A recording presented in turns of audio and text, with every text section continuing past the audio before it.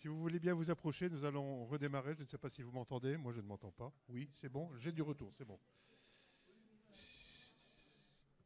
Bien, nous allons commencer parce que le temps passe et nous entrons dans la dernière ligne droite de cette journée, avant les restitutions des ateliers, bien sûr. Donc, pour cette dernière étape, nous allons parler de la presse et des médias tels qu'ils vivent et tels qu'ils se vivent aujourd'hui autour des grands groupes. Nous allons parler de ce qu'il est possible de construire à partir de maintenant. Donc, deux parties. Je vous propose d'organiser cette réunion en deux parties. L'état des concentrations et du pouvoir des groupes de presse, et puis les propositions, les propositions et les leviers d'action pour une presse indépendante. Et puis après, nous vous donnerons la parole pour les questions. J'espère qu'il y aura un peu de temps. Nous retrouvons donc autour de cette table Jean-Marie Charon et Patrick Evenot. Je ne vous présente plus, vous avez été présenté longuement tout à l'heure. Jacques Tranteseau, donc vous êtes journaliste, vous avez travaillé à l'Express avec 6 confrères de l'Express. Vous me dites si je me trompe, je crois que c'était 6 confrères de l'Express. Vous avez fondé le journal d'information d'investigation en ligne, Médiacité, c'était en 2016 déjà. Médiacité est présent à Lille, à Lyon, à Toulouse, à Nantes. Et votre slogan, l'investigation sans concession. Sacré programme. Nous serons également rejoints tout à l'heure sur cet écran, comme ce matin, par Alexis Lévrier, qui donc est historien du journalisme. Voilà. Merci donc à vous trois, à vous quatre, devrais-je dire. Je commencerai par une citation. Quand les journalistes m'emmerdent, je prends une participation dans leur canard et après, ils me foutent la paix. Alors, cette déclaration a été attribuée à Xavier Niel par le journaliste Pierre Rabert. C'était dans un article paru dans Le Monde diplomatique. C'était en juin 2011. Devant une commission parlementaire au Sénat, il y a 2 ans, le 18 février 2022, le principal intéressé a juré n'avoir jamais prononcé cette phrase. Il n'empêche, s'agissant d'un des investisseurs du quotidien Le Monde, c'était à l'époque avec Berger et j'oublie le nom du... Oui, voilà. Il n'empêche que ça fait un peu désordre. La question pourrait se poser, mais on verra tout à l'heure comment ça se passe pour Le Monde, même si on le fait brièvement. L'indépendance du Monde est-elle vraiment assurée malgré les précautions qui ont été prises? Nous verrons ça tout à l'heure quand nous évoquerons le fond pour l'indépendance de la presse. Alors tout ça pour dire que bien loin de l'esprit des ordonnances de 1944, et j'ai bien compris ce que vous en disiez tout à l'heure, notamment Patrick Evenot, et je pense particulièrement aux ordonnances du 22 et du 26 août 1944, les principaux médias privés en France sont détenus par des milliardaires qui ont peu de rapport avec l'amour de la presse, de l'indépendance, de la transparence des médias.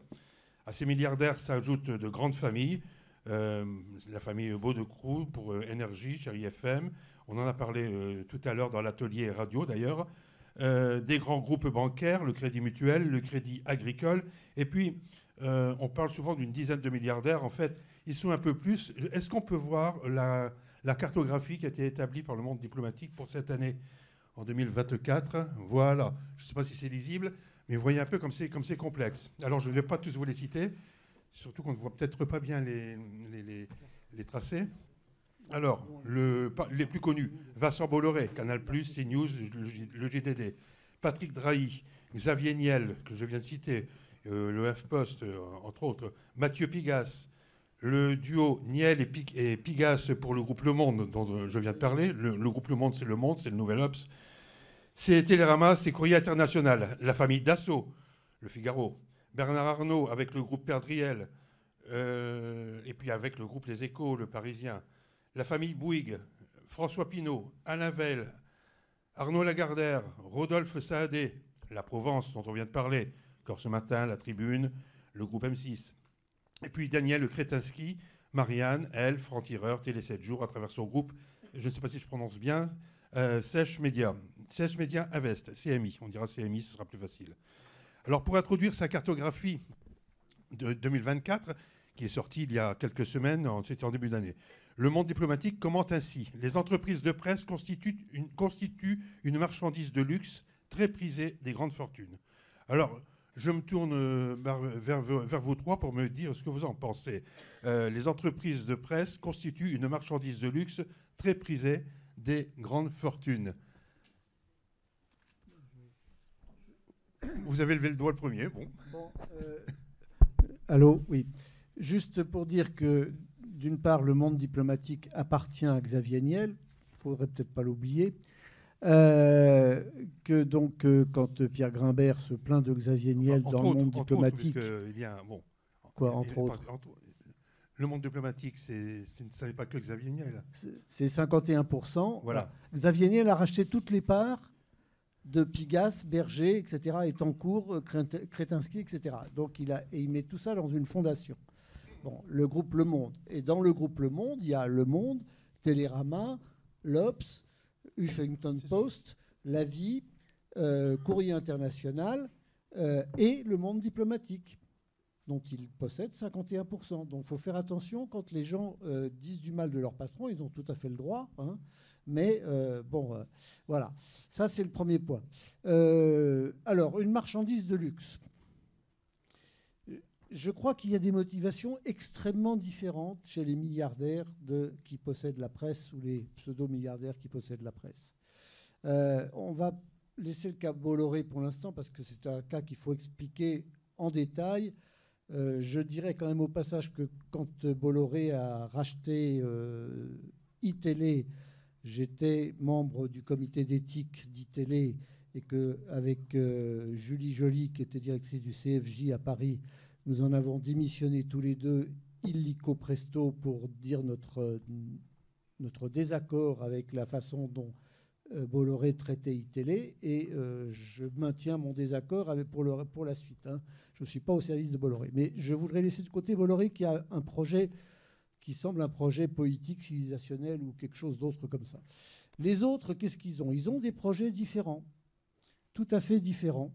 Alors, bien sûr, Xavier Niel l'a dit, lui, il l'a redit, ça, c'est une chose qu'il a dit, c'est que quand il demandait un rendez-vous au président de la République, il n'en avait jamais. Quand il a racheté Le Monde, il a eu le rendez-vous pour la semaine d'après. Ça, c'est pas une marchandise de luxe, c'est un véhicule d'influence. C'est pas exactement la même chose.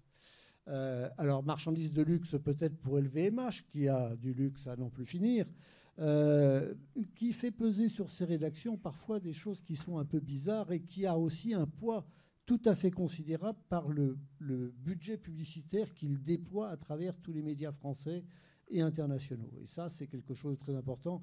Je pense qu'il y a là quelque chose qui est... Bon. Serge Dassault, c'est tout à fait autre chose. Quand il a racheté le Figaro, il avait racheté l'ensemble du groupe Persan, il a revendu toute la PQR, il a gardé le Figaro. Pourquoi ? Parce qu'il avait passé la moitié de sa vie en face du siège du Figaro, qui était sur le rond-point des Champs-Élysées. L'hôtel Dassault était face à l'hôtel du Figaro. Et Marcel Dassault, son père, qu'il traitait de crétin, voulait sans arrêt racheter le Figaro, n'a jamais réussi à le faire. Et lui, enfin, il a réussi à le faire. Il s'est donc vengé de son père, comme quoi, parfois, ça pose aussi des problèmes. Mais maintenant, le Figaro est à vendre. Qui va l'acheter ? Bolloré ou Arnault ? On prend les paris ? Moi, je parie Bolloré. Bon. Mais bon, chacun sait. Bon. Voilà. Le Point, Artémis, Pinault. Pinault, je crois que... T'as pas bossé au... Non, c'était à l'Express, toi. À l'Express. Oui, excuse-moi, je confonds. Le Point, bon, bah voilà. Alors, c'est vrai que ce sont des marchandises de luxe, mais il faut dire aussi qu'ils ont sauvé toute une série de journaux. Hein, Le Monde a fait 4 fois faillite avant d'être sauvé par le trio Berger-Pigasse-Niel, puis par... enfin, il n'a pas fait faillite, mais bon.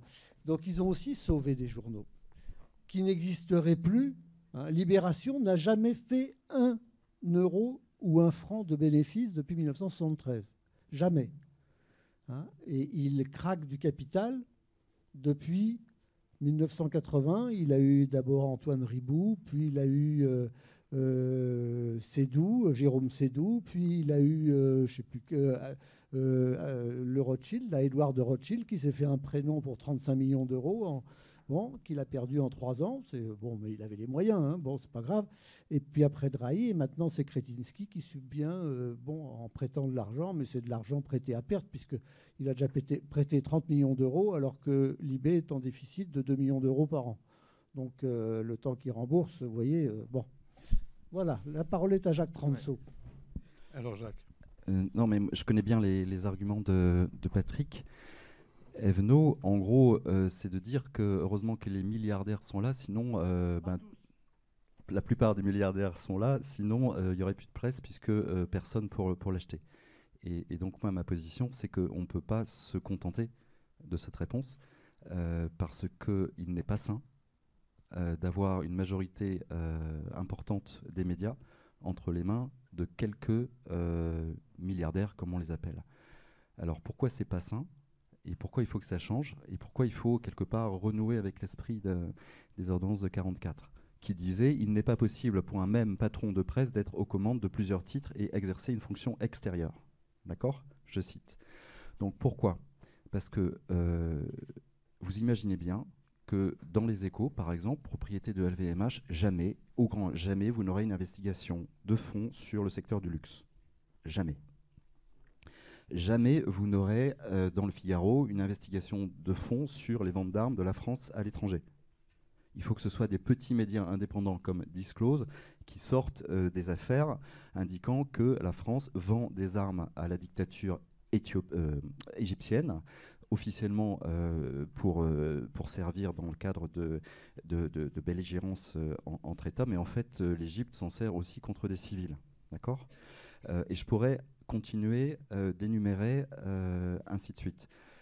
Donc la situation n'est pas saine, donc il faut trouver d'autres formes de financement que d'attendre que des milliardaires, pour de mauvaises raisons, rachètent la presse. Parce que la presse est trop importante pour ça. La presse est un bien commun. Et là encore, on reprend l'inspiration des résistants de 44. La presse est un bien commun et trop importante pour les laisser aux mains des puissances d'argent. Je reprends leurs termes, mot pour mot. Donc, comment on fait ?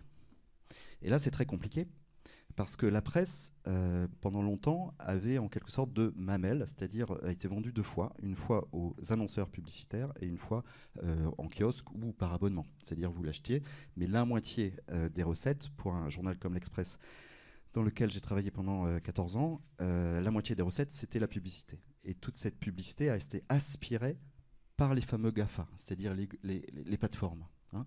Donc quand vous avez à peu près la moitié de vos revenus pour un magazine qui est aspiré par des plateformes style Google, Meta et les autres, c'est un drame. C'est un drame, puisque les journaux coupent dans la masse salariale. Et parce que c'est le principal poste de charge. Donc diminuent les rédactions, les journaux s'atrophient, et donc le cercle vicieux est engagé, et donc ça aboutit à une presse qui est moins forte, moins puissante, et moins bonne pour la démocratie. Parce que c'est quand même ça l'enjeu.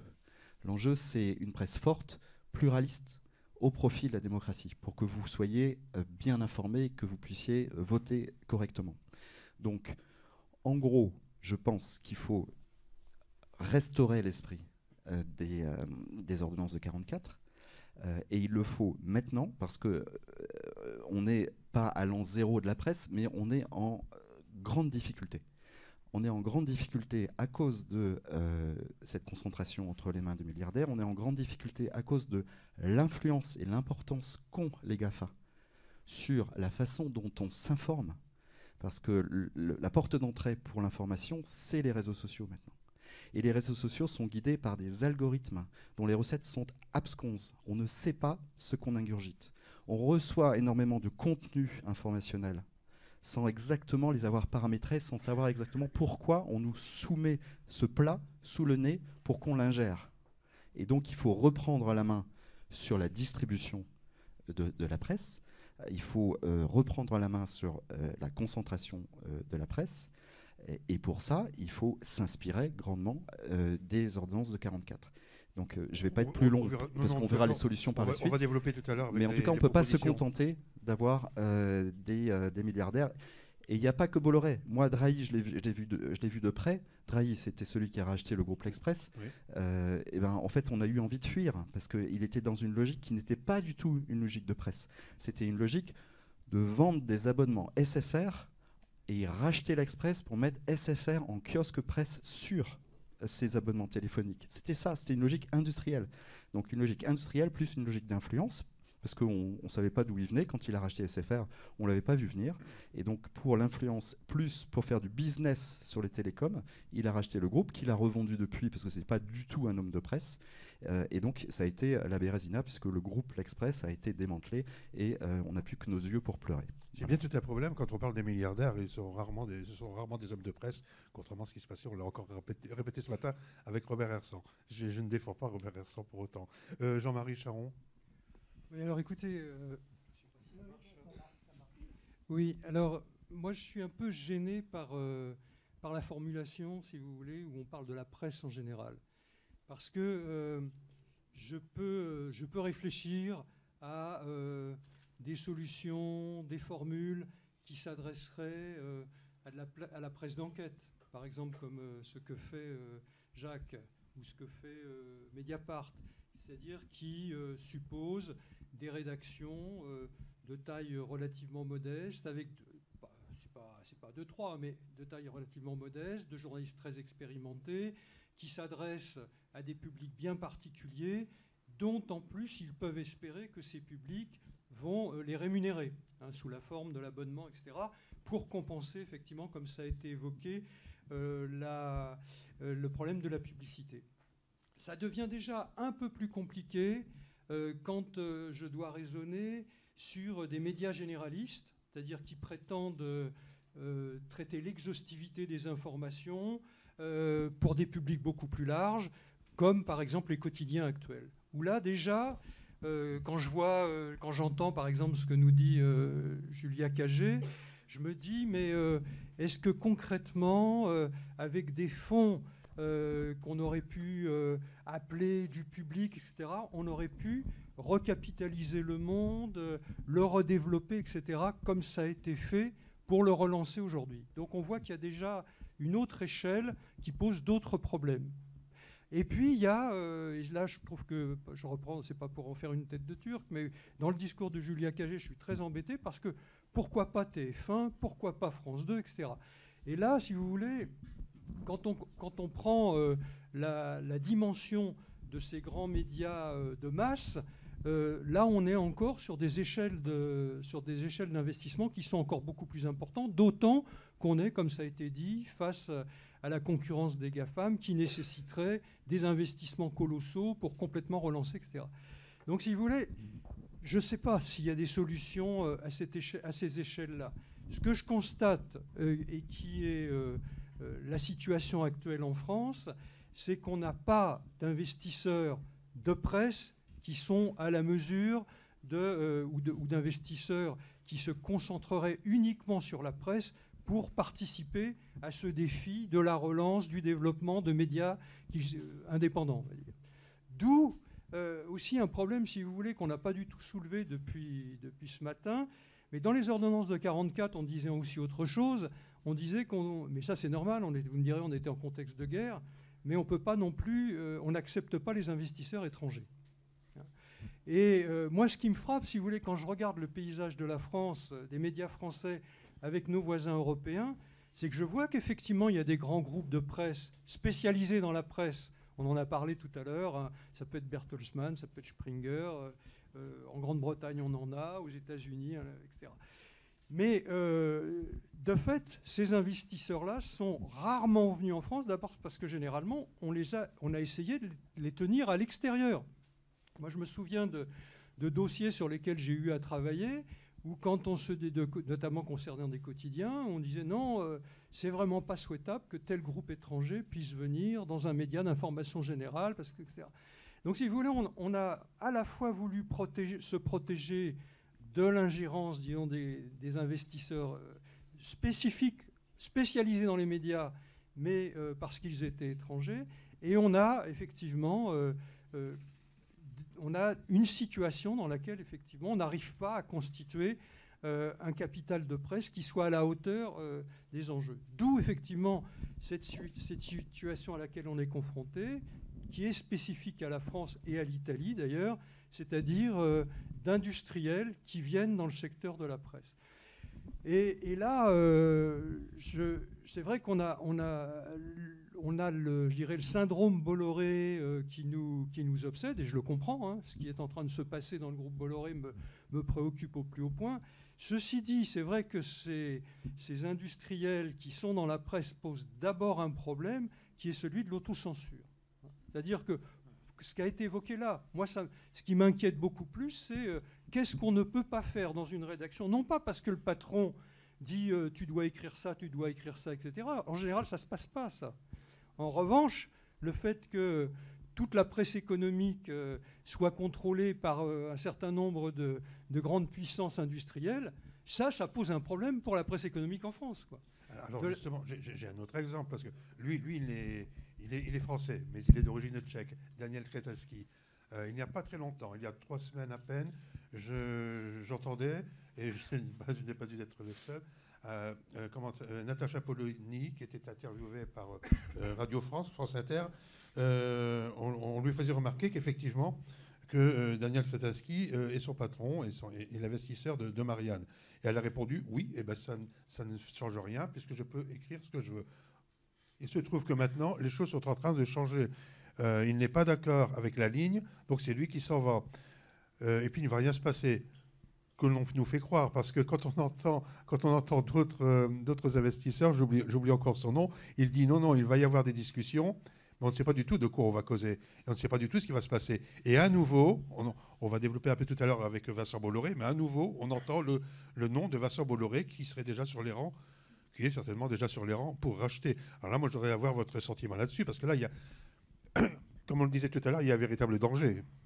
Alors, écoutez, moi je veux bien qu'on se fasse peur et qu'il y ait effectivement des sujets de peur, mais en même temps, moi j'ai tendance, peut-être parce que j'ai été dans des fonctions où j'ai été amené à prendre ou à conseiller des gens qui étaient directement dans la décision, moi je préfère raisonner sur quelles sont les réponses auxquelles que l'on peut apporter par rapport à ces situations de concentration.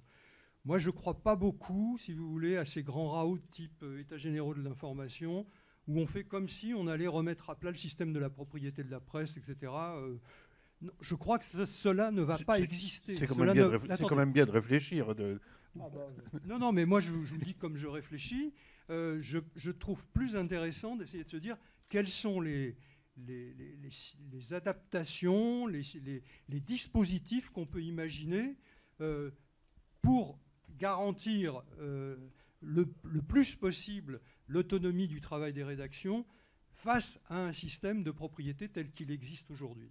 Et là, je pense que pour moi, la priorité des années qui viennent, c'est d'arriver à imaginer des dispositifs juridiques, des lois cette fois-ci, pas des ordonnances, qui préciseraient comment on garantit l'indépendance des rédactions. Et si j'avais, pour moi, le seul, si vous voulez, le seul objectif des États généraux tels qu'ils se tiennent aujourd'hui, ça devrait être de réfléchir. On a eu cet essai avec la loi Bloch, où on dit qu'elle est effectivement complètement en deçà des enjeux, mais c'est essentiellement ce sujet-là qu'il faut traiter. Est-ce que c'est en trouvant des dispositifs qui concernent la nomination des directeurs de rédaction? Est-ce que c'est en trouvant des dispositifs du type conseil d'indépendance qui permet, avec un certain nombre, représentation des rédactions, représentation du propriétaire, représentation peut-être des lecteurs ou des auditeurs? Est-ce que c'est un tiers qui serait des personnalités extérieures? Vous voyez, je pense que c'est plutôt dans des cadres de ce type-là qu'on doit réfléchir. Je ne crois plus, par exemple, vous voyez, pour ce qui nous a quand même complètement obsédés, obnubilés en France, sur les fameuses questions de seuil. Il y a quelques années, enfin il y a une vingtaine d'années, on était encore à se dire est-ce qu'on peut aller au-delà de 10%, 20% de tel ou tel segment que ça. On a vu que tout ça, ça ne sert à rien, parce qu'a priori, c'est des choses qui se contournent Et puis, par ailleurs, comme ça a été évoqué tout à l'heure, je pense que le principal vecteur, comme je l'ai dit ce matin, de la concentration aujourd'hui, c'est effectivement la disproportion des moyens et des capacités d'intervention sur ce secteur-là entre les acteurs des médias et les GAFAM, enfin les grandes plateformes Internet. Et par rapport à cela, il me semble que le principal objectif qu'on puisse se donner, c'est, une fois de plus, des textes ou des dispositifs qu'il faut imaginer, qui ne sont pas simples, qui garantissent cette indépendance des rédactions. Après, il y a un autre sujet, moi, sur lequel j'avais travaillé lorsqu'on m'avait confié un rapport sur ce genre de problème, c'est est-ce qu'on peut favoriser, développer un domaine de création de médias nouveaux qui ont effectivement des caractéristiques d'indépendance, mais c'est vrai, à des échelles qui sont différentes, qui sont des échelles soit de magazines indépendants, soit de sites d'information indépendants, et qui se concentrent sur un certain type de traitement d'information, par exemple l'investigation, le grand reportage, etc. Et là encore, on peut imaginer que ça soit en créant des fonds d'indépendance, des choses comme ça. Mais attention, faut pas. Enfin, c'est pour ça que je suis un peu gêné. Ça paraît probablement très disproportionné ce que je dis. Mais ces fonds d'indépendance, très bien. Mais je sais aussi que on peut pas les porter à la dimension des grands médias généralistes. Faut pas raconter d'histoire, quoi. Oui, effectivement, on peut financer des Mediapart, on peut financer des médiacités, les jours, etc. De la même manière... Libération en a un de ces fonds. Oui, mais il ne dépend... Je veux dire, il n'y a pas que ça dans Libération, n'existe pas que grâce à ce fonds, si vous voulez. Et il me semble qu'il y a aussi un autre élément sur lequel probablement on peut travailler, c'est effectivement, puisque l'indépendance, c'est pour le public, c'est pour la société, c'est pour le public, c'est pas pour les journalistes, effectivement, qu'est-ce qu'on peut attendre du public ? Et là aussi, on a la question du crowdfunding qui peut être un champ sur lequel on peut réfléchir, notamment pour abonder ce fameux fonds d'une presse indépendante. Mais là encore, il ne faut pas se tromper. Les études américaines nous montrent que sur le crowdfunding, c'est un apport substantiel pour des enquêtes, pour des chantiers journalistiques bien déterminés, mais pas pour faire fonctionner des rédactions. Donc on voit bien qu'on est à chaque fois sur des échelles et des conditions qui sont assez contraintes. Bon, ça peut paraître un peu minimaliste, que je vous raconte, mais bon. Je vois que Jacques beaucoup un peu d'impatience parce qu'il a plein de choses à répondre là-dessus. Mais rien que sur cette dernière. Mais alors d'abord sur ce qu'on disait tout à l'heure et notamment le cas de l'affluence.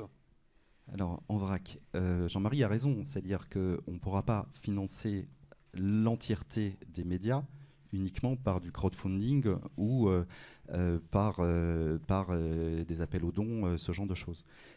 Néanmoins, les mass médias continueront à engranger de la publicité.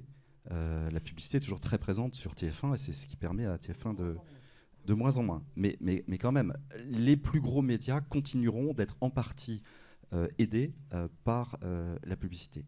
Indépendamment de ça, ce qui compte, c'est de travailler la gouvernance dans les entreprises de presse, c'est-à-dire en gros l'équilibre des pouvoirs. C'est assez simple. Et quand on regarde, non pas les ordonnances de 44, mais toutes les propositions de loi qui ont suivi les ordonnances de 44, le projet Defferre, le projet Bourdon, le projet Bichet, etc., je ne rentre pas dans les détails, mais en gros, tous ces législateurs, après la guerre, dans les années qui ont suivi les ordonnances de 44, se sont dit il faut qu'on trouve un mécanisme de fonctionnement différent parce que l'activité presse est un bien public, c'est un enjeu démocratique, et donc il faut trouver un équilibre des pouvoirs. Et donc, parmi les pistes qui ont de plus en plus le vent en poupe, il y a celui de créer une entité juridique pour les rédactions, pour les équipes rédactionnelles. C'est-à-dire que les rédactions puissent exister juridiquement pour qu'elles puissent défendre collectivement le droit éditorial. Un journaliste seul, esseulé, avec un actionnaire dont il se dit « oulala, je risque ma place si jamais j'écris un article qui ne lui plaira pas », il ne faut pas qu'il aille au front tout seul. Il faut qu'il puisse être défendu par un collectif. Et donc, ce collectif, à supposer que la loi le reconnaisse, on pourra y greffer des droits. parmi les droits qui ont le plus le vent en poupe, je me répète, il y a celui de pouvoir choisir le directeur de la rédaction. C'est une nouvelle forme de gouvernance qu'il faut mettre en place. C'est une nouvelle forme de gouvernance. Donc le droit dit d'agrément pour pouvoir choisir le patron avec qui on pourra porter un projet éditorial, ça me semble une des possibilités pour essayer d'équilibrer davantage le pouvoir. Parce que j'ai la prétention de dire qu'un actionnaire d'une entreprise de presse ne peut pas avoir un raisonnement classique à la Bolloré.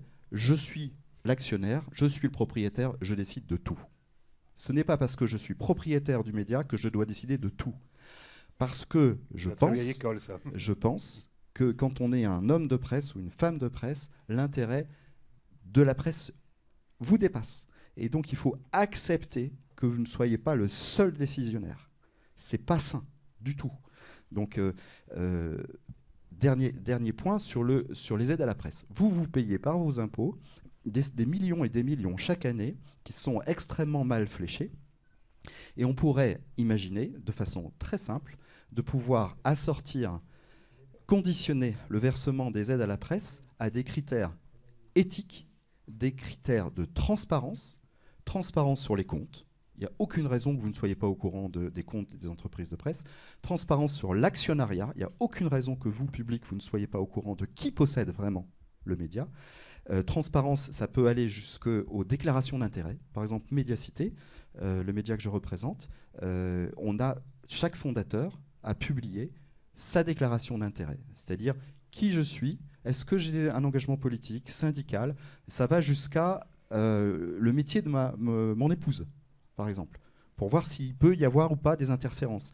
Tous ces éléments de transparence, à mon sens, ont de la valeur, permettraient de renouer un peu la confiance que vous avez perdue, vous le public. Ça coûte pas cher, ça assainirait considérablement le secteur. Et au-delà de ça, évidemment, flécher les aides, non plus en fonction d'un critère de distribution, c'est-à-dire parce qu'actuellement, le groupe de presse qui récupère le plus d'argent de vos impôts, c'est LVMH, le premier groupe propriété de l'homme le plus riche au monde, Bernard Arnault. Hein, donc on marche totalement sur la tête.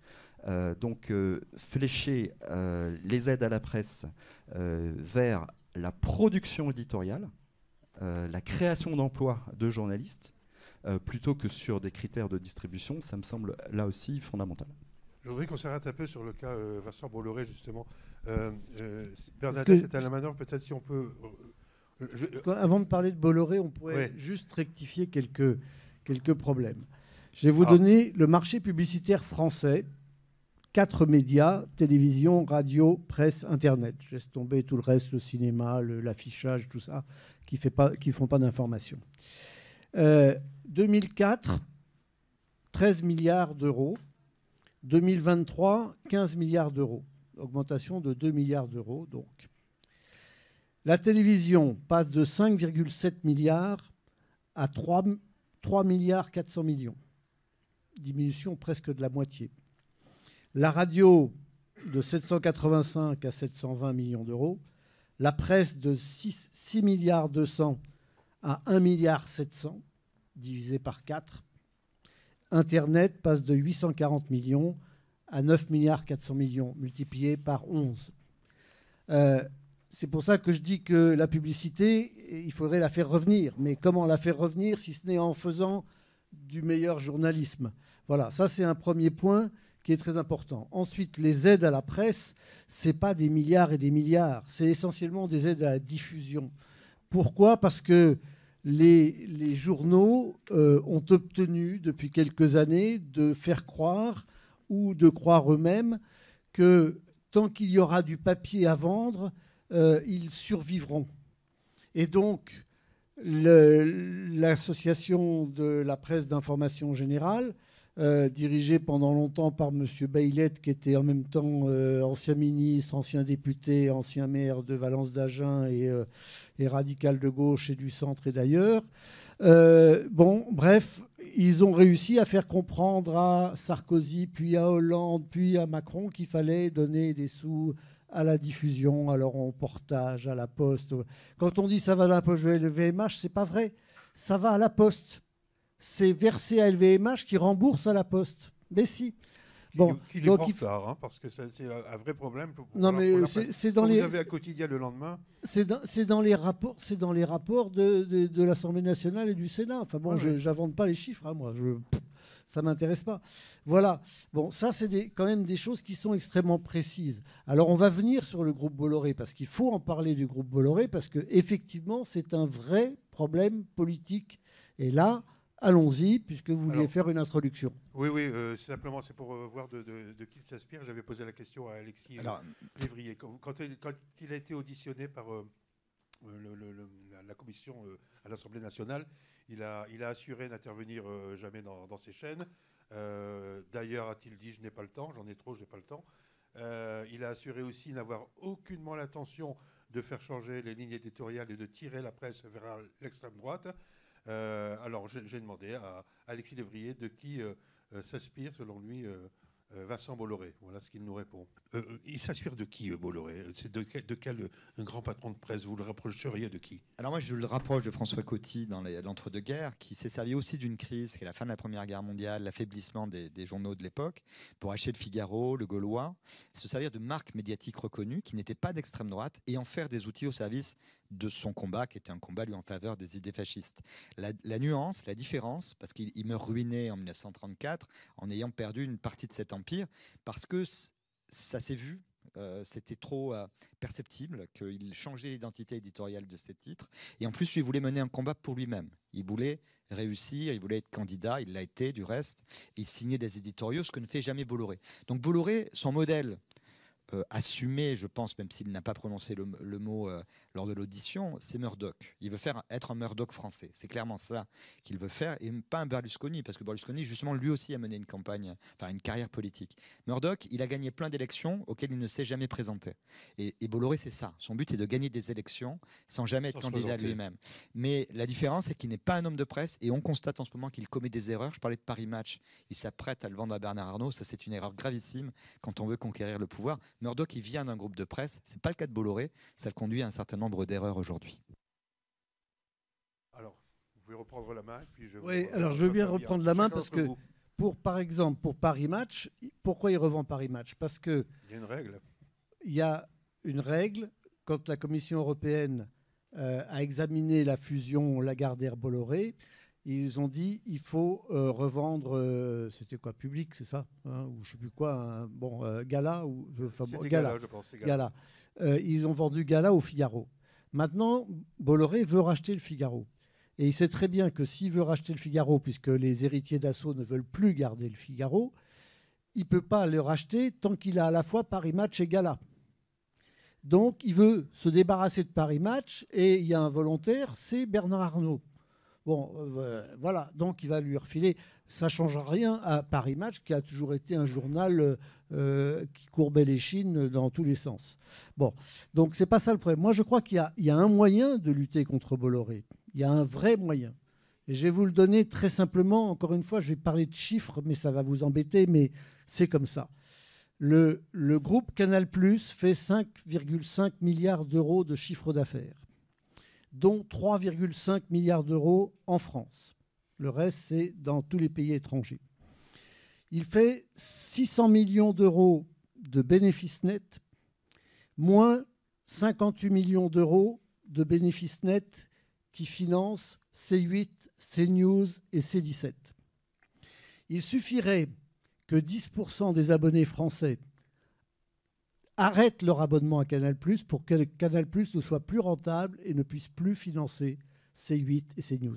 Ça serait un vrai comportement citoyen qui ne vous coûterait pas un rond, ça vous rapporterait de l'argent puisque vous ne payeriez plus votre abonnement Canal+. Vous pourriez même prendre un abonnement Netflix à la place si vous voulez. Je ne fais pas de pub, hein, j'ai ni l'un ni l'autre.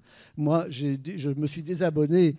Bon, vous pourriez prendre un abonnement à Mediacité ou à Contexte ou à Mediapart, etc. Ça serait vraiment citoyen, hein, et ça vous rapporterait de l'argent et ça ferait couler Vous voyez, c'est là où il y a les citoyens, ils doivent s'engager. Les lecteurs, les auditeurs, les téléspectateurs, ils doivent s'engager. C'est là-dedans qu'on doit s'engager, c'est pas ailleurs. Jean-Marie Charon, vous en pensez quoi, vous qui vous êtes intéressé justement aux relations avec le public, avec les jeunes aussi? Vous parlez aussi de nouvelles, de refondation, de reconstruction des rédactions, puisqu'il y a une perte de confiance et puis il y a des évolutions très rapides. Écoutez, moi, je n'ai pas beaucoup de choses à rajouter de ce que j'ai dit tout à l'heure. C'est-à-dire, je pense que le principal, c'est pas très loin d'ailleurs de ce qu'a dit Jacques, hein, c'est-à-dire, effectivement, il me semble qu'y compris par rapport aux ambitions de quelqu'un comme Bolloré, le fait d'avoir ou pas en face de lui des dispositifs d'entreprise dans lesquels il a complètement la main, ou les gens qu'il nomme ont complètement la main, ou est-ce qu'il y a effectivement un dispositif juridique qui permet de garantir l'autonomie éditoriale de la rédaction? Effectivement, c'est quelque chose qui peut être intéressant. Et là, c'est un vrai chantier, parce que juridiquement, pour l'instant, on ne sait pas faire. Et je crois qu'il faut mon sentiment, c'est plutôt que c'est là qu'il faut travailler. Si vous voulez, on a eu une réflexion à un moment, et le cas de LVMH est intéressant, parce qu'on a pensé que c'est vrai que le personnage clé, contrairement parfois à ce qu'on peut imaginer, c'est le directeur de la rédaction. C'est vrai que c'est rare qu'un milliardaire ou qu'un groupe industriel écrive les éditoriaux. Hein. En revanche, Dassault a voulu souvent écrire dans le Figaro, mais il a toujours eu des directeurs de rédaction, des managers qui lui ont dit « Non, non, vous allez perdre de l'argent sans ça, laissez-nous faire ». C'est-à-dire que ce qui est clé, effectivement, c'est qui est mis par le propriétaire à la tête des rédactions et qui va faire qu'effectivement une éditoriale va se développer, etc. De ce point de vue-là, Bolloré fait comme les autres, hein, qu'il nomme à CNews, qu'il nomme au JDD, etc.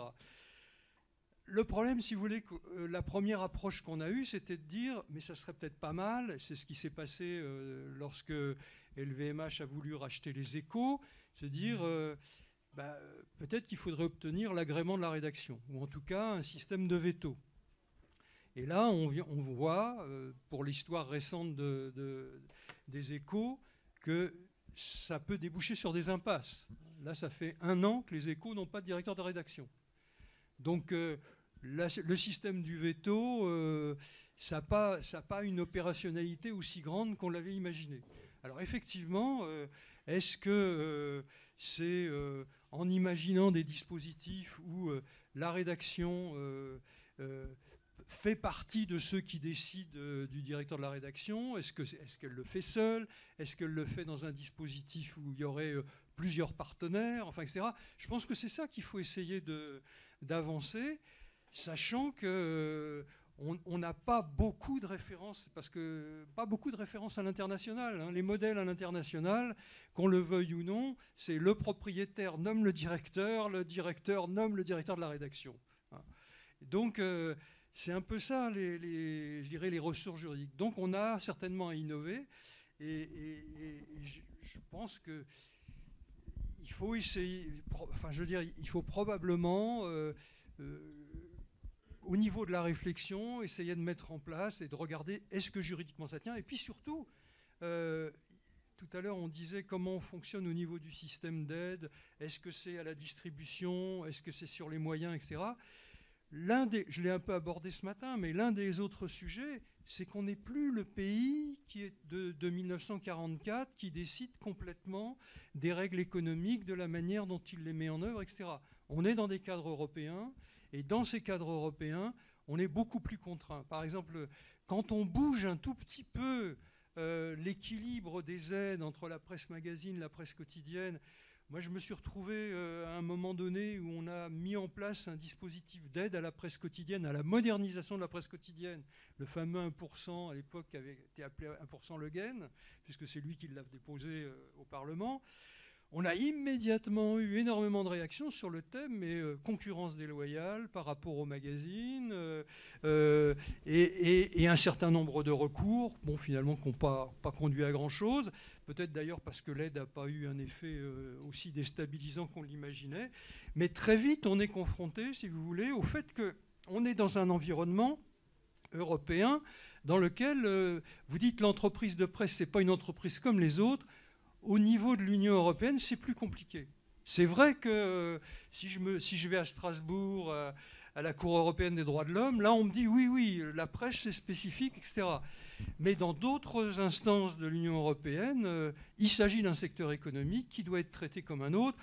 Et par exemple, le fait de dire le propriétaire, il n'a pas son mot à dire sur le contenu d'un journal, ça doit se défendre au niveau aussi européen avec cette culture de l'Union européenne qui est quand même très anglo-saxonne, qui est plutôt, je dirais, qui est plutôt adaptée à Murdoch qu'adaptée à nos constructions. D'où la nécessité, si vous voulez, on est sur deux fronts, c'est-à-dire à la fois à imaginer un dispositif nouveau de gouvernance des rédactions et de l'autre côté de pouvoir le faire dans un cadre juridique qui est tenable. Autrement, on va se retrouver avec quelque chose qui sera très vite mis par terre et inapplicable. Donc on ne peut pas attendre grand-chose de l'Europe. Comment ? On ne peut donc pas attendre grand-chose de l'Europe. Si, on peut. Vous allez avoir des niveaux de concentration plus élevés. Vous voulez réagir tout de suite ou juste quelques... On est un peu... Parmi les propositions. Là, c'est Fabien Gay, le directeur de l'Humanité, qui s'est exprimé il y a quelques mois à ce sujet-là. Lui, ce qu'il propose, c'est une taxe de 1% sur la publicité. Il est sénateur. Il propose une taxe de 1% sur la publicité qui serait redistribuée aux journaux à faibles ressources publicitaires. Il demande la généralisation d'imprimeries numériques sur tout le territoire. C'est ce qu'on a fait en 97, le 1% sur la Ouais. publicité. Et c'est lui qui, concernant la distribution, soulève le problème de la poste qui est sur qu'on veut mettre en zone non dense, et du portage qu'on met en zone dense, donc réalisé par du privé. Voilà. Pour lui, il y a là une rupture d'égalité territoriale sur le droit à la formation. Une toute petite parenthèse sur la distribution. Moi, à côté de chez moi, il y a un tabac presse. On pleure pour avoir Libé, on pleure pour avoir Le Monde, et on a tous les roses porno qui ne se vendent plus. Il a tout. Oui, mais c'est fini. La presse quotidienne nationale est passée au numérique.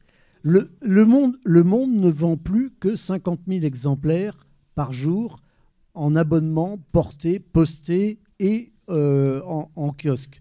Il vend 430 000 exemplaires en numérique, pur numérique. Donc voilà. Alors évidemment, ils maintiennent parce que ça, etc., mais ils savent très bien que d'ici 1, 2, 3, 5 ans, il n'y aura plus de Monde papier. Jacques, oui, pardon. Oui. Oui, on va parler un peu de Médiacité, donc qui fait de l'investigation en région. Combien de procès ? C'est pas facile de faire de l'investigation en région, d'avoir des réponses, d'avoir des... Combien de procès ? Comment faites-vous ? Vous déclariez au journal Le 1, il y a aussi quelques mois. Ça fait déjà 7 ans, 8 ans, je ne sais plus. Nous sommes arrivés jusque-là, mais à quel prix ? Alors, ouais, je veux bien vous faire un petit pitch sur Médiacité, mais je vais essayer de le relier au thème du jour. Nous, on s'est offert... Non, mais je voulais parler des pressions, ouais, ou des freins qu'on met au journalisme d'investigation, parce qu'on l'a mis en valeur tout à l'heure. Mais nous, on s'est offert une liberté sans égale. C'est-à-dire que Médiacité, c'est un journal qui a été créé par des journalistes. Et donc, on a le goût de l'indépendance et on a le souci de l'éditorial. On fonctionne que à cette aune-là. On n'est pas préoccupé par d'autres considérations.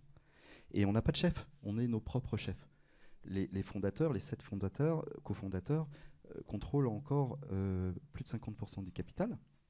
Et on a bâti un système de gouvernance, comme on dit, très singulier, si bien qu'au-delà des 7 cofondateurs, il y a 200 actionnaires. 200 actionnaires. Et des actionnaires, ça peut être des gens comme vous. C'est-à-dire qu'on a créé une société des amis qui accueille des investissements dans le capital de Médiacité à partir de 200 €. Et on peut défiscaliser 50% parce que l'État facilite grandement l'investissement dans les entreprises de presse. Donc dans cette société des amis, on a 164 amis. C'est des citoyens ordinaires qui sont chacun petits copropriétaires du média, et c'est très sain.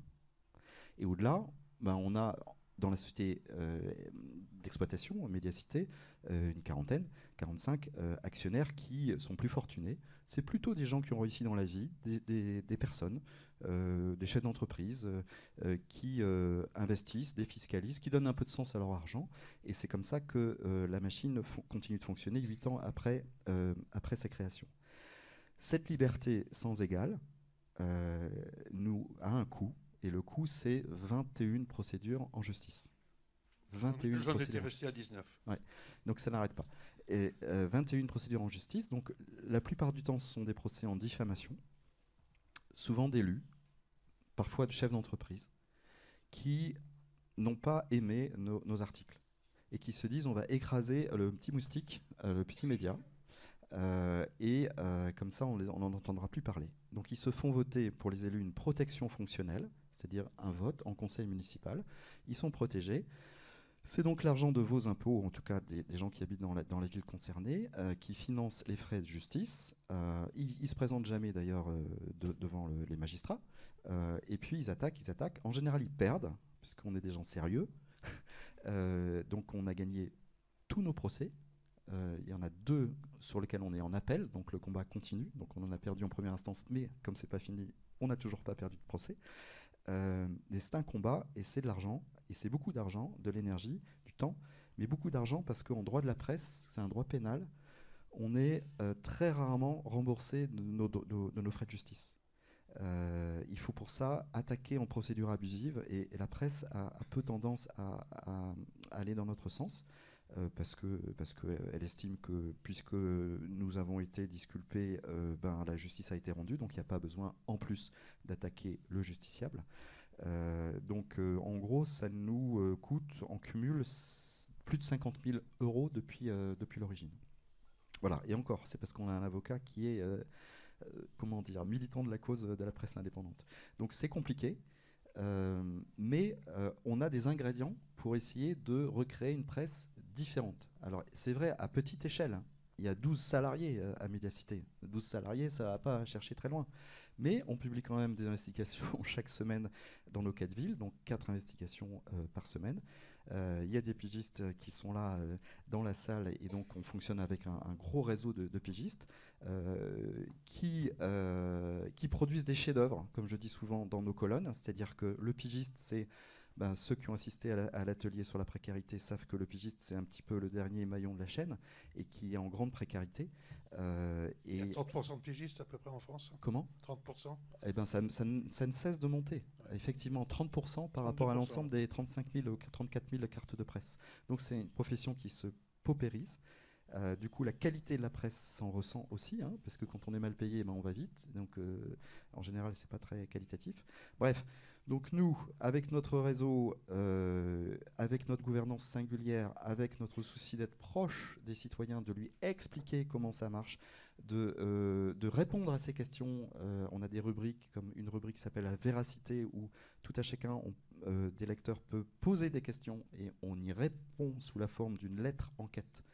Donc on se met au service de nos lecteurs, et avec tous ces ingrédients, on espère et on veut participer à une rénovation, à une réinvention du journalisme. Donc on n'est pas en 44, mais il y a un enjeu, et franchement l'enjeu il est majeur, parce qu'on ne peut pas se contenter de voir par exemple le JDD, le journal du dimanche, se vider de ses journalistes, parce que la seule solution pour les journalistes, s'ils ne veulent pas être aux ordres, c'est de quitter. Voilà, après une grève d'un mois. Après une grève d'un mois. On ne peut pas se contenter de voir Rodolphe Saadé, le nouveau mania des médias, virer du jour au lendemain, Aurélien Verse, le directeur de la rédaction, parce qu'il y a une qui n'a pas plu en haut lieu avant de faire machine arrière sous la pression. On peut pas Il a dit que c'était pas lui, effectivement. On peut pas se contenter de voir des milliardaires jouer au Monopoly. Ah, je te file Paris Match, je récupère Gala. Enfin, c'est de la folie, quoi. C'est la folie. C'est pas sain du tout. On est quand même le pays des droits de l'homme. Donc, il faut qu'on se révolte et qu'on retrouve l'esprit de résistance de nos homologues de 44. Et comme vous dites, l'information était bien publique. Je ne sais pas si vous voulez réagir. Après, je voudrais qu'on Oui. arrive aux réactions, Je- aux 59 propositions je- des États généraux de la presse indépendante. Voilà. Oui, je voulais juste vous dire, moi en 2009, c'était il y a 15 ans, il y a eu les États généraux de la presse en France et je présidais le sous-pôle pluralisme, concentration et développement. C'est vrai. Et ça aboutit à un projet de loi porté par le sénateur Michel Théolière, que vous pouvez trouver sur le site du Sénat, projet de loi qui est du 4 novembre 2009. Et je préconisais la création d'un observatoire du pluralisme et de la transparence dans les médias, ça va te plaire, qui aurait permis de recenser et de rendre publiques les informations suivantes. Les chartes rédactionnelles et déontologiques des différents médias et supports, les actionnaires des groupes de médias avec les holdings, les filiales, les participations, etc., parce qu'il y a des cascades parfois, les liens d'intérêt capitalistique, d'intérêt d'affaires ou de réseau, etc., des propriétaires, mais aussi des directeurs de rédaction, des rédacteurs en chef, etc., les titulaires de la carte de presse, parce qu'il ne faut pas oublier les journalistes non plus, et les entreprises et les titres qui les emploient et éventuellement leurs liens d'intérêt. Et enfin, on peut y ajouter une carte, ça c'est ce que je rajoute maintenant, une cartographie des sites incitant à la haine, afin de faciliter le travail de ce qu'a entamé les Sleeping Giants en essayant de priver de publicité tous les sites haineux, etc., etc. C'est quelque chose qui a été repris par le MFA, le European Media Freedom Act. Sauf qu'ils ont vidé tout ça de son sens en confiant cet observatoire, ce Centre European for Media Freedom Act, au regroupement de l'ERGA, c'est-à-dire le regroupement des ARCOM, des différents ARCOM, CSA, etc., de tous les pays européens. Or, ce sont des administrations qui sont prétendument indépendantes, mais administrations financées par l'État, dont le budget dépend des votes des lois de finances, dont les présidents et les membres sont nommés par le président de la République en France et par le président du Sénat et de l'Assemblée nationale.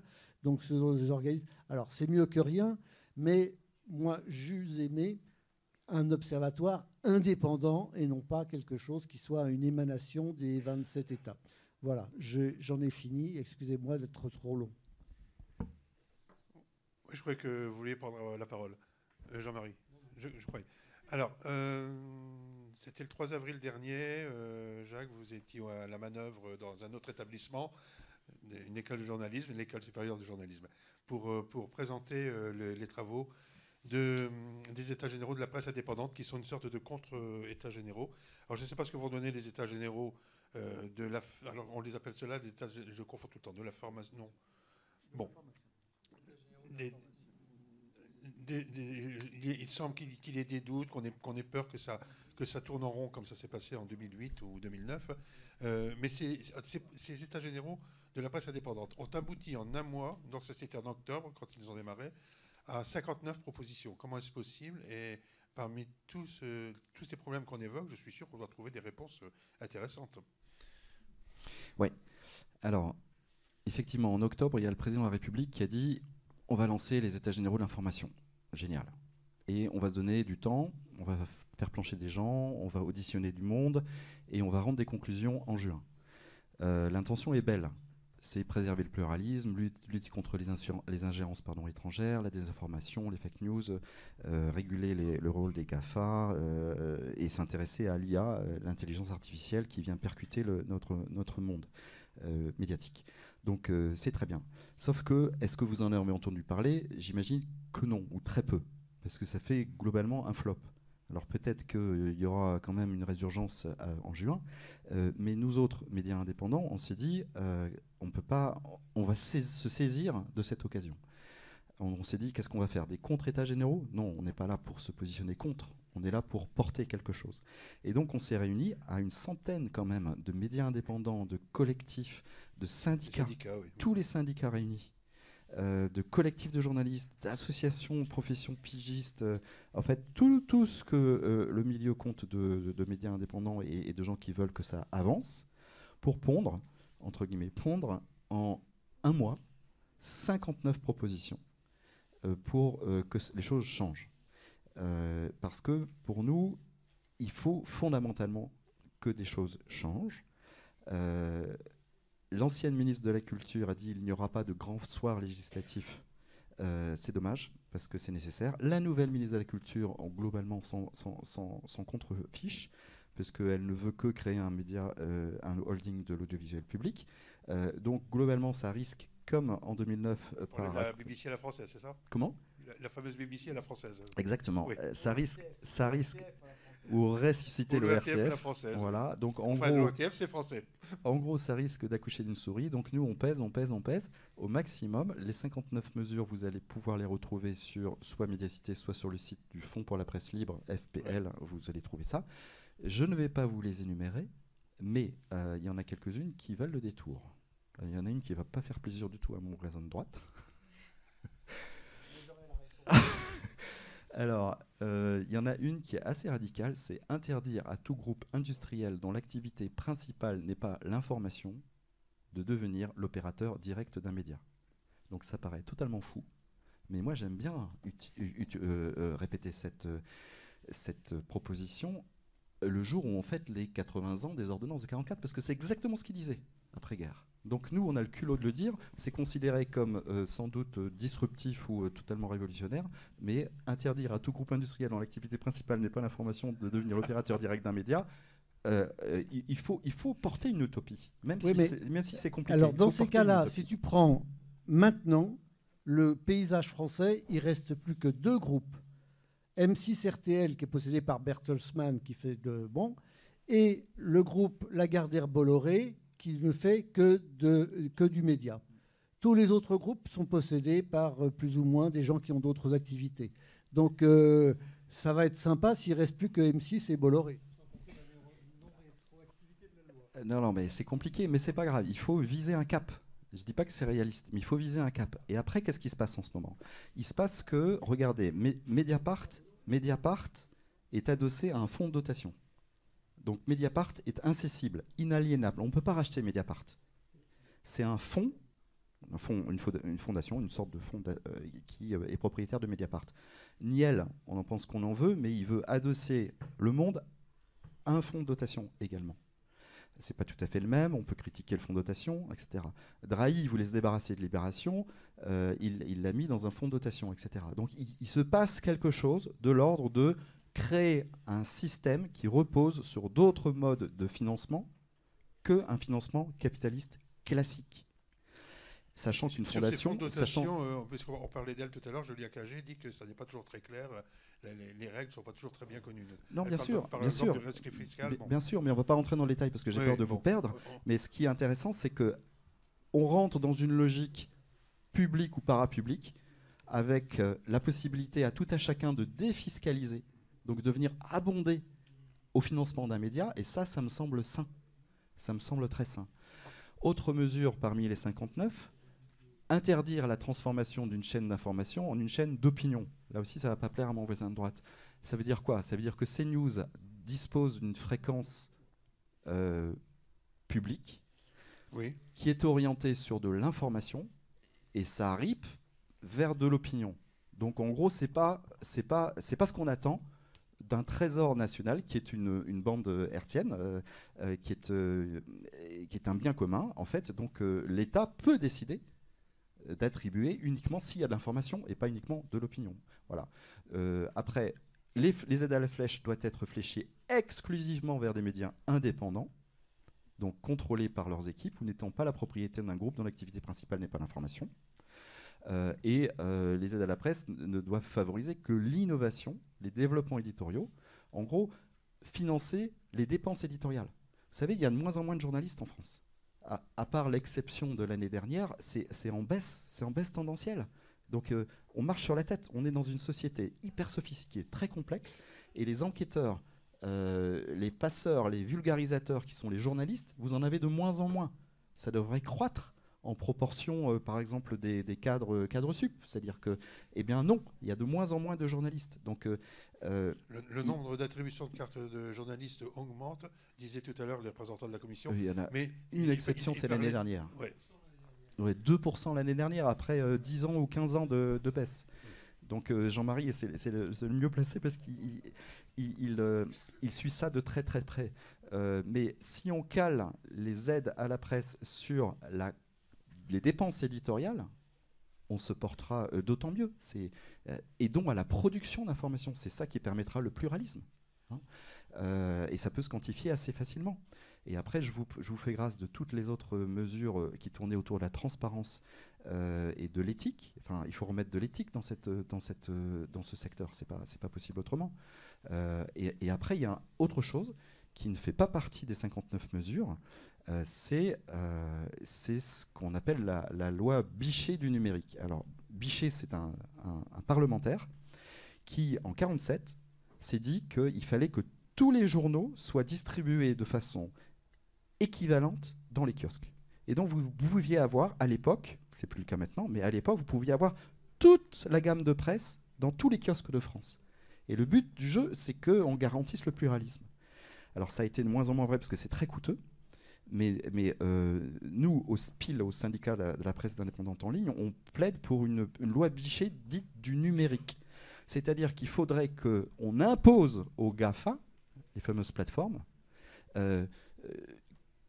qu'ils distribuent de façon égalitaire et neutre les différents journaux. Parce que ce qui se passe, et vous ne le savez pas forcément, c'est qu'il y a des accords secrets entre certains journaux et ces plateformes pour valoriser le contenu de certains journaux au détriment d'autres. Et donc, ce n'est pas vous qui faites le choix, ce sont les plateformes. Et pourquoi elles le font ? Elles le font pour faire du business, pour faire de la publicité sur votre dos. Vous connaissez le principe. Elles récupèrent un maximum de données, et donc tout ce qui leur permet de vous scotcher sur l'utilisation des réseaux sociaux, des plateformes, c'est autant de temps que vous passez et de données que vous transmettez. Et donc, les gigantesques agences de publicité font leur business sur votre dos. Et ça, c'est pas normal qu'il y ait ce biais dans la façon dont on diffuse les informations, parce que c'est vous qui devez choisir et c'est pas les algorithmes de Facebook ou des autres. Est-ce qu'il y a des questions parmi vous? Parce que nous approchons 17h. Jean-Paul Wyss. Il y a une structure dont vous n'avez pas parlé, c'est celle qui existe à Ouest-France. Je sais que c'est beaucoup critiqué par les syndicats de journalistes, mais à Ouest-France, on ne peut pas recevoir de dividendes. On est donc à l'abri de toute spéculation capitalistique. C'est une association, oui. Pour l'avenir de l'humanité, enfin, je ne sais plus comment... L'humanisme. De l'humanisme, enfin, je ne sais plus. Oui, enfin, bon, non, c'est très bien. Oui, la défense des valeurs humanistes. C'est très très bien. C'est la famille Hutin qui a mis ça en place parce qu'il n'y avait pas de successeur à François-Régis Hutin. Et donc, ils ont mis ça en place, puis ça faisait longtemps qu'ils mettaient ça en place. Bon, bref. C'est le côté chrétien-démocrate de la famille, hein, il ne faut pas l'oublier. Bon, je ne me moque pas, hein, c'est très intéressant. Le problème, c'est si un jour il y a besoin de capital. Alors là, on va faire appel au crowdfunding. Mais le crowdfunding, c'est-à-dire la récolte de fonds de citoyens, etc., le plus gros crowdfunding qu'il y ait eu dans l'histoire de France depuis le crowdfunding de Jean Jaurès quand il a lancé l'Humanité en 1903, qui était un petit crowdfunding. Le plus gros, c'est celui du Monde en 1984-85 pour créer la Société des lecteurs du Monde. Ça a rapporté 15 millions de francs à l'époque, c'est-à-dire à peu près 2 millions d'euros, un truc comme ça, enfin un peu plus. Hein. Bon, il y avait eu l'événement du jeudi aussi. Pardon ? Il y a eu l'événement du jeudi également. Oui, mais c'était beaucoup plus bas, hein, beaucoup plus bas. Là, c'était le plus gros. Et quand Niel Pigas-Berger ont racheté Le Monde, ils ont mis 135 millions d'euros. Vous voyez la différence entre 2,5 millions et 135 ? Je ne sais pas. Si vous la voyez, moi je la vois. Et je prendrais bien la différence entre les deux. Il y a...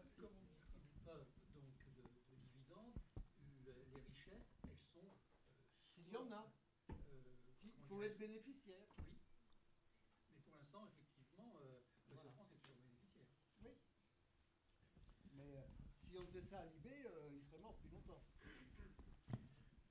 Oui, je ne sais pas si la question elle est du moment là, mais parler de l'humanité qui fête ses 120 ans aujourd'hui. la presse d'opinion dans tout ça? Parce qu'on parle de moyens économiques, on parle de mainmise éventuelle d'industriels. D'abord, qu'est-ce qu'il en reste de la presse d'opinion, à part l'humour? La presse, les différents journaux français et les journaux édités sur Internet, hein, je mets Médiacité, Mediapart, etc. dedans, c'est des journaux pareils. C'est tout à fait différent pour la radio et la télévision qui sont gouvernés par l'ARCOM, CSA, etc.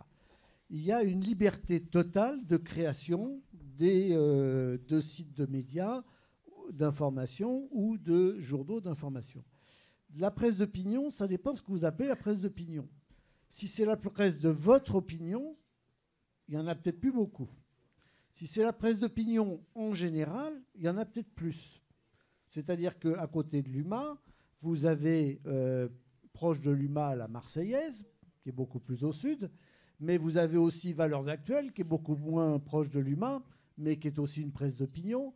Vous avez Libé, qui dans une certaine mesure est une presse d'opinion. Vous avez Le Figaro, qui est une presse d'opinion, conservatrice, etc., etc. Marianne, dont on parlait tout à l'heure, Franc-Tireur, et plein d'autres qui sont... Alors, je ne vais pas vous parler de Boulevard Voltaire et autres méchancetés du même genre, mais tout ça, c'est de la presse d'opinion. Donc, c'est pas difficile. On peut faire... Le problème, c'est la survie, encore une fois. L'UMA ne survit que grâce aux aides de l'État. 48% du chiffre d'affaires de l'humanité est constitué par les aides de l'État. Oui, Ludovic Finet du SNJ-CGT. Je voulais rebondir un petit peu sur cette idée qui était, pas qu'une plaisanterie si j'ai bien compris, mais s'il y a 10% des abonnés de Canal+ qui se désabonnent, peut-être qu'on résoudra le problème du contenu de cette antenne. Bon, moi, j'ai rien contre l'action citoyenne, j'ai rien contre l'action individuelle, mais ça me fait un petit peu penser à ces mots d'ordre sur la défense de l'environnement, qui est de dire, bah oui, mais vous n'êtes pas raisonnable, arrêtez d'acheter du plastique, arrêtez d'acheter de la merde, etc. Et ça ira beaucoup mieux. Je pense que si on est ici, si on participe tous à ce type d'événement, c'est que je pense qu'on croit encore, enfin, j'espère qu'on croit un petit peu encore en l'action politique au sens noble du terme et à la vision politique des choses. Il y a effectivement en ce moment des états généraux de l'information qui se lancent. Et je pense qu'on a intérêt effectivement à aider un petit peu nos dirigeants actuels à avoir des bonnes idées, parce qu'il y a quand même un certain nombre de choses qui nous inquiètent quand même beaucoup dans cette vision politique du pouvoir en place sur les médias. On évoquait tout à l'heure la question de l'audiovisuel public, cette histoire de holding, de fusion qui revient comme ça tous les 3, 4, 5 ans, qui revient là à nouveau à la faveur de la nomination d'une nouvelle ministre de la Culture. Nous, on le voit très concrètement, ce que ça veut dire que la fusion, alors c'est pas une holding, mais la fusion des rédactions, même la fusion des entreprises de presse, elle est en train de se mener de façon complètement rampante, par exemple entre France Bleu et France 3. Je ne sais pas si vous avez déjà vu de quoi il s'agit, mais il existe aujourd'hui ce qu'on appelle des matinales filmées. C'est-à-dire que France 3 diffuse la matinale de France Bleu dans un certain nombre de régions. Je pense que c'est le cas chez nous. Et j'étais annoncé ce matin par M. Lefebvre. Bon, ok. Alors j'étais pas arrivé. D'accord, bah moi j'étais dans l'autre atelier, donc j'ai pas pu assister. Bon, il faut se le dire clairement entre nous, c'est pas du bon journalisme, c'est de la radio filmée avec très peu de moyens, et on n'apporte rien de plus en fait. On essaye de coller des images comme on peut, parce qu'évidemment comme on est à la télé et que la matinale c'est pas de la télé, c'est de la radio, on essaye de coller les images qu'on trouve à droite à gauche. Enfin, je reviens pas plus là-dessus, mais cette fusion elle est en train de se faire de manière rampante. Quand on voit la vision de notre président de l'audiovisuel extérieur de la France, qui est capable de dire par 2 fois à un partenaire d'ambassadeur, alors l'audiovisuel extérieur de la France, c'est RFI, c'est France 24, ce sont ces titres-là, qui les incitent en fait à utiliser ces antennes pour faire passer les messages de la France à l'étranger. Nous, on se demande à quelle époque on est revenu. D'autant que, accessoirement, c'est quand même hyper dangereux pour les journalistes en poste dans ces pays, correspondants de ces entreprises de presse, ou qui sont déjà taxés effectivement d'être à la voix de la France. On parlait de l'EMFA tout à l'heure, l'European Media Freedom Act. Quand on voit que la France a été quasiment la seule à essayer d'autoriser l'espionnage des journalistes par les logiciels espions, ça aussi, ça nous inquiète beaucoup. Mais enfin bref, je pense qu'effectivement, il faut qu'on ait une vision politique et il faut qu'on aide un petit peu nos responsables actuels à avoir les bonnes idées. Je reviens après juste sur un dernier truc et je passe le micro. On a parlé du conditionnement des aides. Alors il y a nous évidemment un aspect à ce conditionnement des aides auquel on tient beaucoup, qui n'a pas été évoqué. C'est le respect du statut de journaliste et c'est le respect du cadre social pour pouvoir bénéficier des aides en question. Je tiens à préciser que ce n'est pas uniquement des questions de boutique, ce n'est pas uniquement des questions de se dire défense de nos salaires, défense de nos conditions de travail, ce qui pourrait déjà être louable, mais c'est clairement lié pour nous à la qualité de l'information. Je pense qu'un journaliste qui fait son travail dans des conditions matérielles normales, correctes, etc., effectivement, ne fait pas le même boulot qu'un journaliste qui est payé en lance-pierre. Voilà. Et puis, dernière petite chose aussi peut-être sur les chartes déontologiques. Il a été question des chartes déontologiques des titres de presse. Nous, on a un petit souci avec ça, de se dire qu'ils puissent exister. Ça existe déjà. Hein, la loi Bloch a mis en place cette obligation, bon, qui n'est pas très suivie, mais en tout cas, elle existe sur le papier. Nous, on a un petit souci avec cette idée d'une éthique ou d'une déontologie à géométrie variable d'un titre à un autre.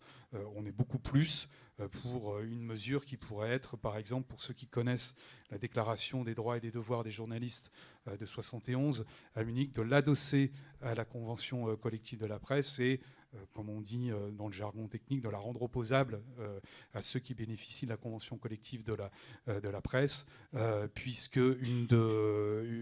donc, comme son nom l'indique, les droits et les devoirs, les devoirs, vous vous en doutez, hein, c'est de faire son travail correctement. Les droits, c'est notamment de ne pas se faire imposer un certain nombre de choses.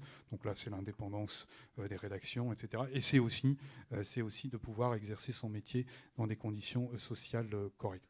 Merci. Alors, ayant été le président fondateur du Conseil de déontologie journalistique et de médiation, qui se réclame justement d'un certain nombre de chartes, les 3 chartes du SNJ 1918 révisées, celle de Munich 1971 et celle de la Fédération internationale des journalistes 2018, et qui se réclame uniquement de ces 3 chartes et dit que, après ça, on peut faire des... Bon. Faites attention. Si vous accolez une de ces chartes, n'importe laquelle, ça m'est égal, à la convention collective, vous rendez le juge des prud'hommes responsable de la déontologie journalistique. Et c'est peut-être pas forcément une bonne affaire pour les journalistes. C'est ce que je vous dis. Oui, Pierre Béag, Radio Corpus, la radio associative.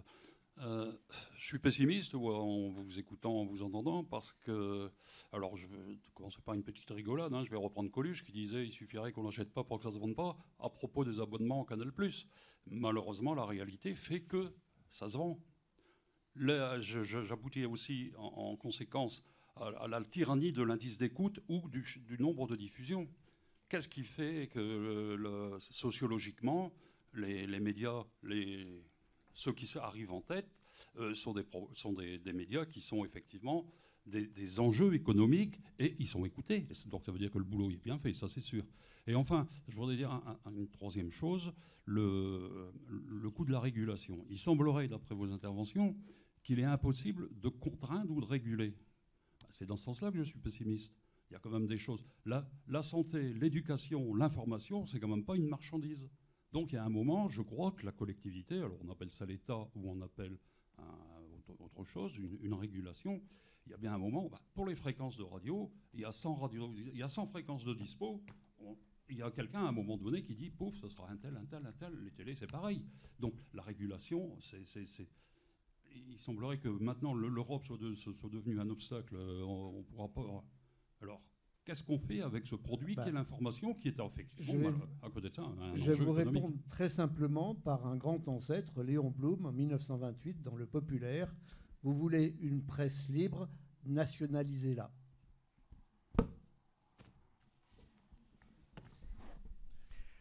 Oui, c'est peut-être pas aussi simple, ou en tout cas, on peut pas faire de saut chronologique comme ça. D'ailleurs, Le Populaire qui s'est sabordé, qui fait partie des journaux qui se sont sabordés quand les Allemands ont envahi la France, et qui a reparu après. Donc, sans nationaliser tout le monde, tous les journaux, on peut aussi imaginer des dispositifs modernes, de structures, style Conseil national de la presse, un peu comme le Conseil national de l'édition ou Conseil national de la musique, qui serait une instance indépendante qui permettrait de flécher, par exemple, les délais de la presse. Enfin, on peut imaginer des systèmes où il n'y ait pas un lien direct entre l'État et les journaux. Ça, ce serait un peu plus moderne. Des outils de défiscalisation, on en a déjà parlé. Du crowdfunding en complément, ça va pas tout changer.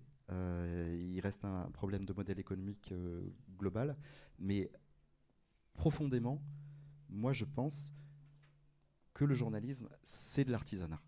C'est de l'artisanat avec des artisans indépendants et qu'il faut toujours choisir l'artisanat à l'industrie.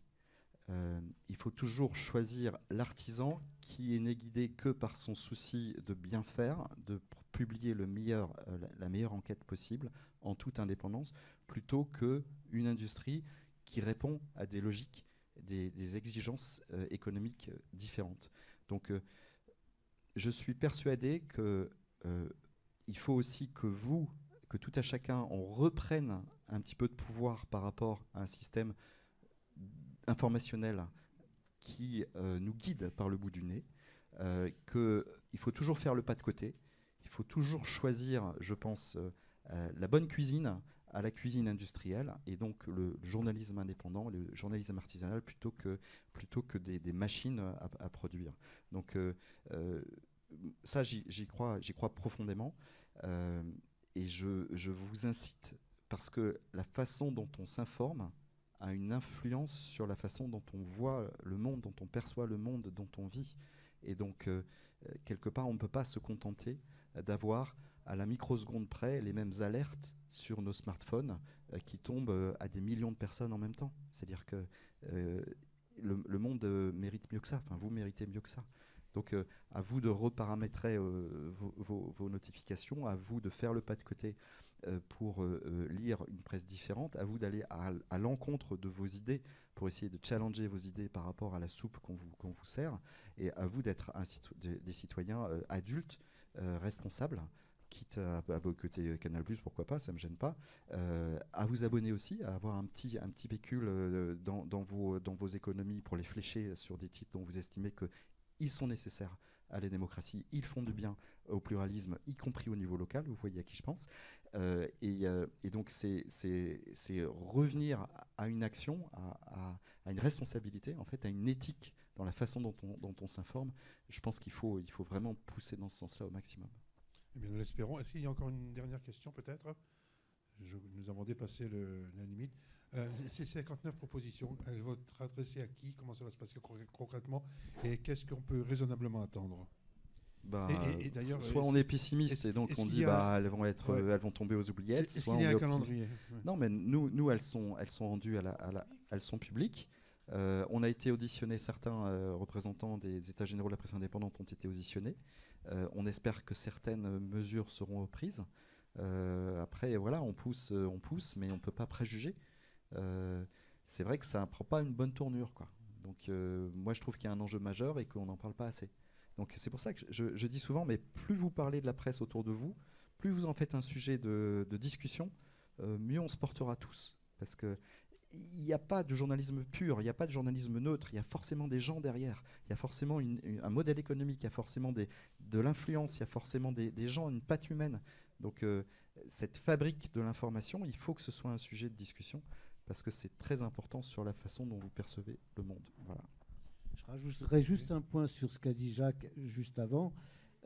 C'est un artisanat, le journalisme c'est un artisanat, mais qui se pratique en collectivité. Très important, parce que tout seul dans son coin, on risque de dériver.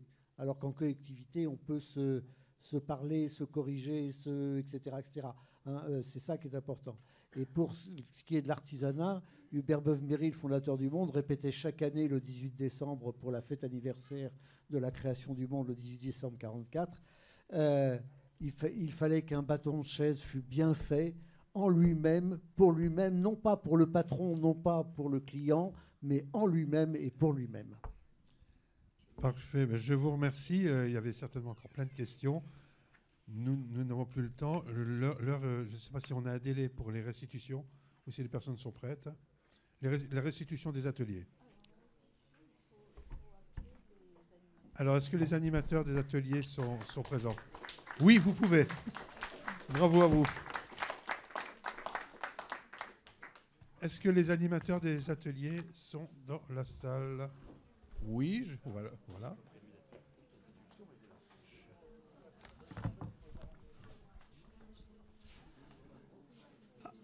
J'y vais ou pas? Oui, alors peut-être sur les fake news, après avoir un peu fait un état des lieux des choses, nos deux intervenants, deux chercheurs, Olivier Urseil et Angelina Tourcel, nous ont, j'ai envie de dire, je vais faire une synthèse en 40 secondes.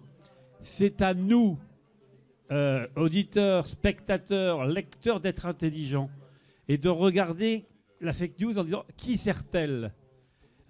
Qui sert-elle sur un intérêt politique, un intérêt pour tuer une entreprise, tuer une personnalité, tuer un gouvernement, tuer un chef d'État?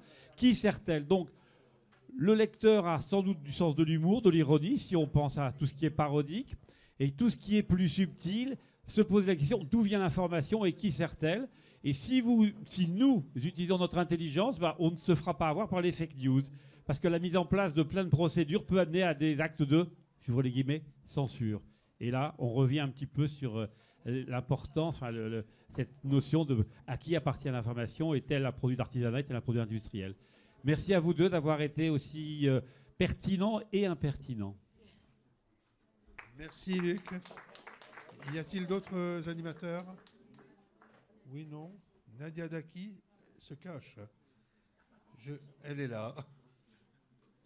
Donc c'était sur la précarité.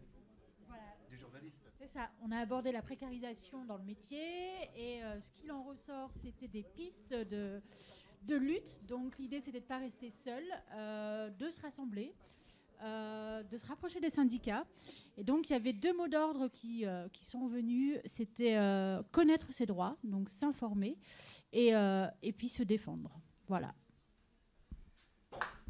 Merci Nadia. L'atelier consacré à la carte de journaliste, j'avais personnellement tenu parce qu'elle est trop souvent remise en cause. Il y a beaucoup de non-dits autour ou de jugements. Alors, j'ai reçu le texte de Hugues qui n'a pas pu rester. Donc, il rappelle que la commission, effectivement, de la carte est née en 1936. Voilà, elle est née en 1936, dans un moment de grande confusion autour du statut de journaliste. Les patrons de presse étaient aussi demandeurs pour créer un statut. Après la Seconde Guerre mondiale, cette commission était devenue une commission d'épuration. En 1974, les pigistes ont eu le droit de prétendre à la carte de presse. La carte de presse est délivrée si la moitié des revenus provient du journalisme, si l'activité du journalisme est l'activité principale, si le demandeur est salarié d'une entreprise ou agence de presse.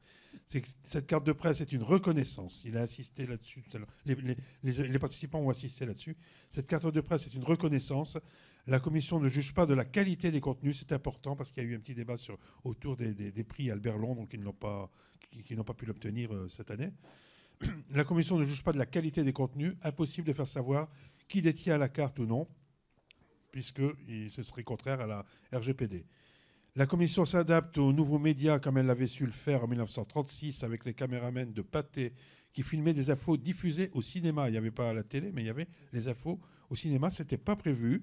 Ce n'était pas prévu par la commission. Elle s'est adaptée. Le chiffre que j'ai, le dernier chiffre, 34 000 cartes ont été délivrées en 2023, en légère hausse grâce notamment aux alternants. Et ça, c'est très important de le dire, les étudiants qui travaillent. Alors on leur a bien recommandé de faire attention et de demander leur carte dès qu'ils ont 3 mois de salaire, et surtout de ne pas attendre que leur contrat soit terminé. Auquel cas, ils pourraient être recalés, évidemment. La commission ne peut pas condamner une entreprise de presse qui précarise le métier de journaliste, mais elle peut faire remonter au syndicat. C'est une question qui avait été posée effectivement sur les mauvaises pratiques de certains employeurs, et une autre avait été posée concernant la communication que pourrait faire la commission autour des cas litigieux. On avait aussi parlé de ce qu'avait fait Patrick Cohen il y a quelques années à Radio France, à France Inter, en déchirant sa carte, enfin la coupant à coups de ciseaux, parce que Pascal Clark n'avait pas pu obtenir la sienne, et pour cause, elle était productrice. D'autres cas existent comme cela. Alors, la commission répond, on ne va pas faire de publicité autour de ce type de manifestation. On parlait de Patrick Cohen.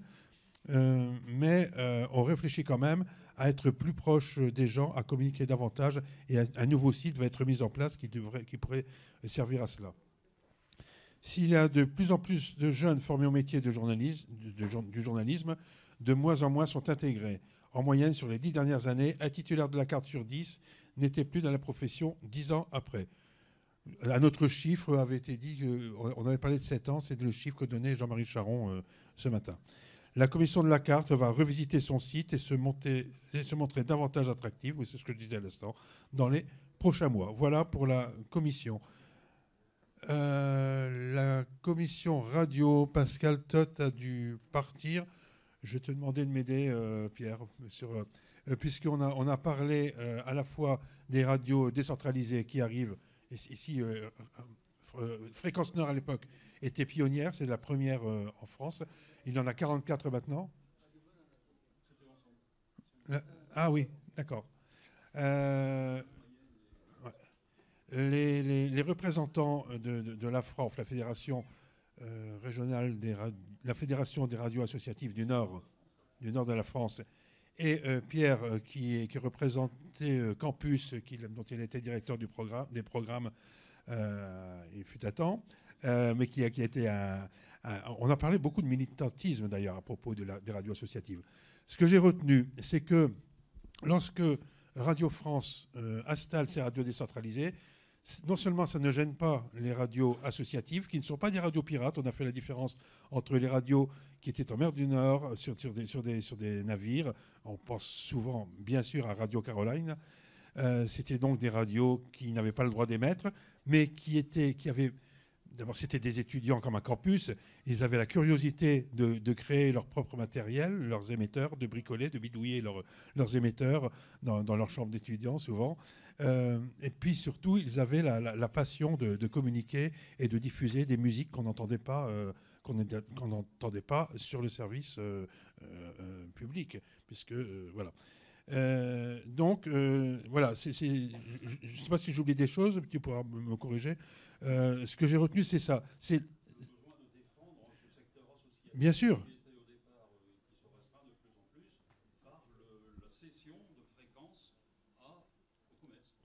Voilà, et c'était un peu, voilà, c'est un peu une chose que on aurait peut-être pu développer un peu plus, mais c'était déjà pas mal intéressant. Oui, quand Georges Filiou met en place sa loi en 82 ou 83, pardon, c'est 84. Ouais. On va voir arriver les radios associatives, les radios libres, mais très vite, on va voir aussi arriver les groupes, dont un qui arrive, là je ne suis plus sûr de l'année, il s'appelle la Nouvelle Radio des Jeunes, qui n'est autre que Énergie. Voilà. Et puis après, on va voir arriver les groupes comme Métropolis, Chéri FM, etc. Oui. L'ARCOM classe les radios en plusieurs catégories. Il y avait 3 catégories. 5 maintenant, oui.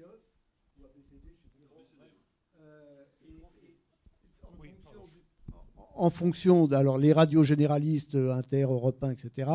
Et puis après ça, les radios musicales. Et puis après ça, bon.